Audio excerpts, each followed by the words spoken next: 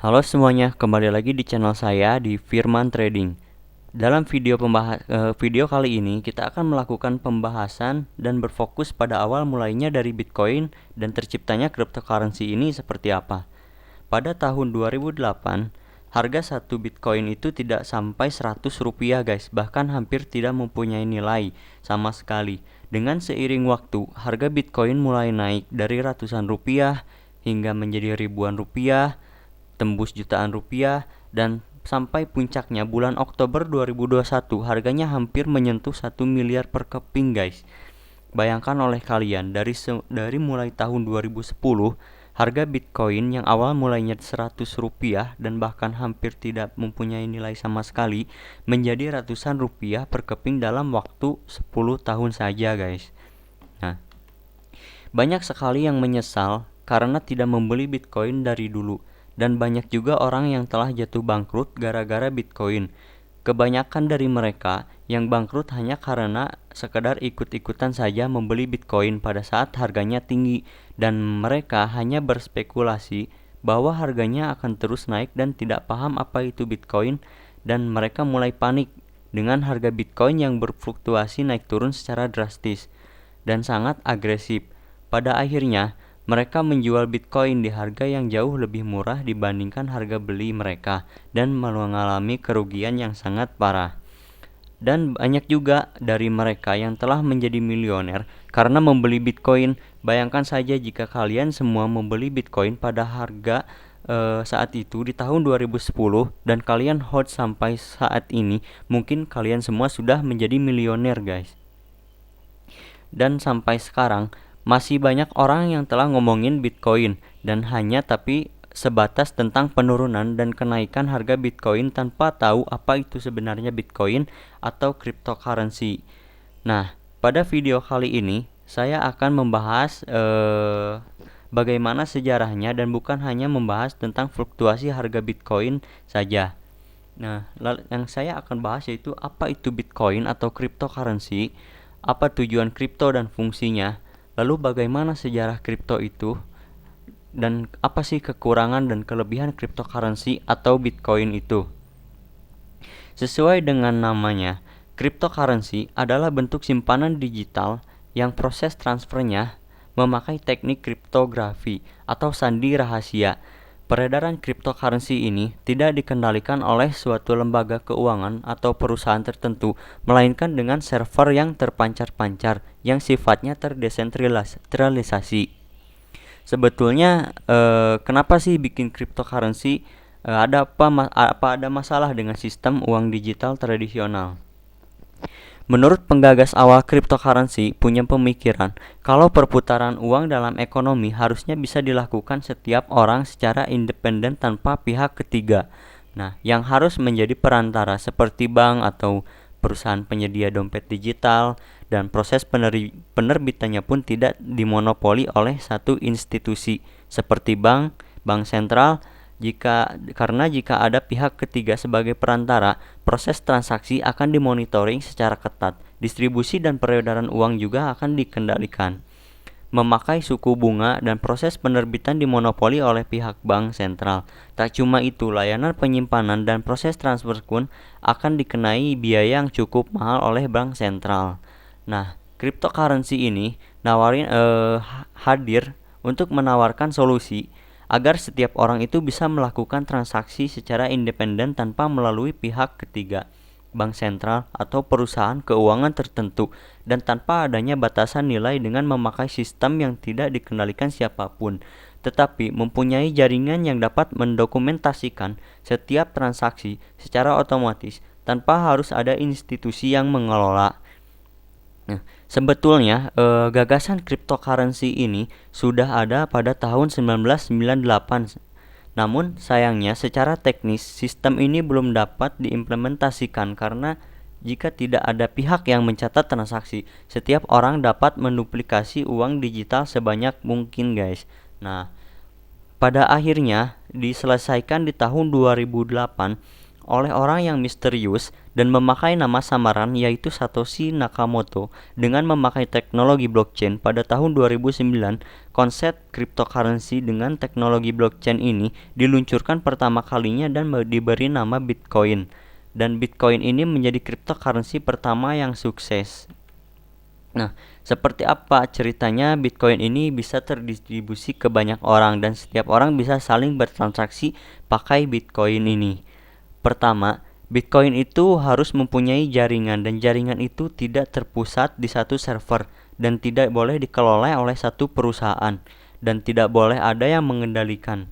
Alasannya, karena jika Bitcoin dikendalikan oleh satu pihak, ujung-ujungnya sama saja seperti mata uang digital saat ini yang dikendalikan oleh bank sentral atau perusahaan tertentu. Lalu seperti apa caranya? Caranya ada dengan membuat banyak komputer di rumahan di seluruh dunia menjadi server yang terpencar-pencar dan berfungsi untuk menyimpan, merekam, dan mengkonfirmasi seluruh data Bitcoin. Para penggagas Bitcoin seperti Satoshi, halnya Vinny, Gavin, dan lain-lain mulai mempopulerkan konsep ini dengan cara membujuk teman-temannya untuk menjadikan server Bitcoin ini. Lalu seperti apa caranya untuk menjadikan komputer menjadi server Bitcoin ini? Nah, komputer itu ditugaskan untuk menyelesaikan sandi matematika di jaringan blockchain. Jika di komputer tersebut dapat menyelesaikan sandi-sandi matematika Bitcoin, komputer tersebut dapat menerima hadiah berupa Bitcoin. Biasanya mereka disebut dengan para miner atau dengan melakukan mining. Selain itu, komputer tersebut juga bakal berfungsi sebagai server di antara banyak server lainnya yang bertugas merekam dan mengkonfirmasi transaksi Bitcoin di seluruh dunia. Itu sebabnya kenapa jaringan itu dinamai blockchain dan orang-orang yang mengoperasikan komputer itu disebut sebagai miner atau penambang Bitcoin. Dengan adanya jaringan server yang terpancar-pancar atau blockchain, Bitcoin itu bisa melakukan transaksi secara independen tanpa adanya pihak bank atau perusahaan tertentu. Nah, ini yang menjadi nilai fungsional Bitcoin itu sendiri. Misalnya kita mau transfer uang dari Indonesia ke negara lain. Kamu bisa transfer melalui bank atau institusi keuangan tertentu. Dengan melalui perantara proses transfer tersebut akan dikenai biaya dan memakan waktu yang selama berjam-jam hingga beberapa hari kerja.